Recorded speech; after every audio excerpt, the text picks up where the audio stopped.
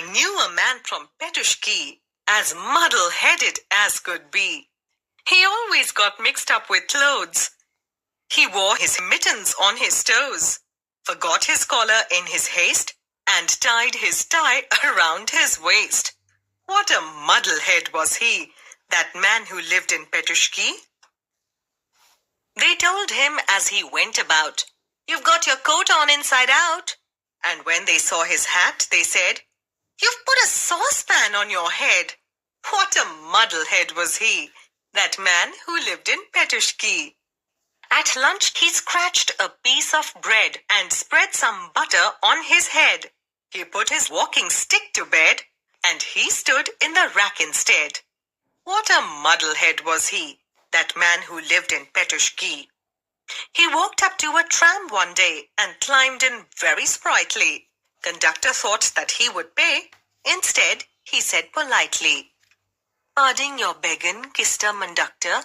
I'm off for a week's vacation.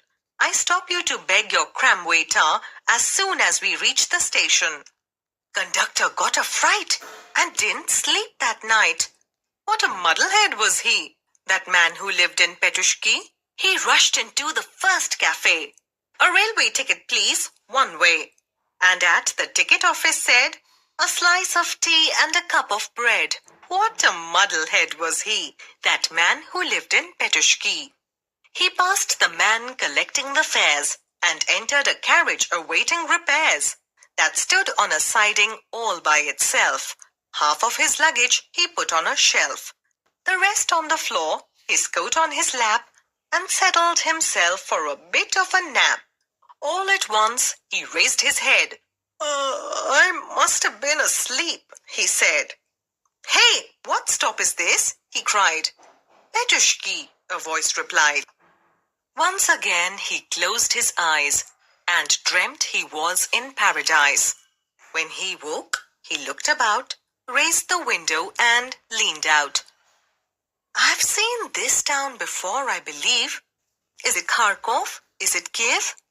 Tell me where I am," he cried. "In Petushki," a voice replied. And so again he settled down and dreamt the world was upside down. When he woke, he looked about, raised the window and looked out. "I seem to know this station too. Is it Nalchik or Baku? Tell me what it's called," he cried. "Petushki," a voice replied. Up he jumped. "It's a crime! I've been riding all this time, and here I am where I began. That's no way to treat a man." What a muddle-head was he, that man who lived in Petushki.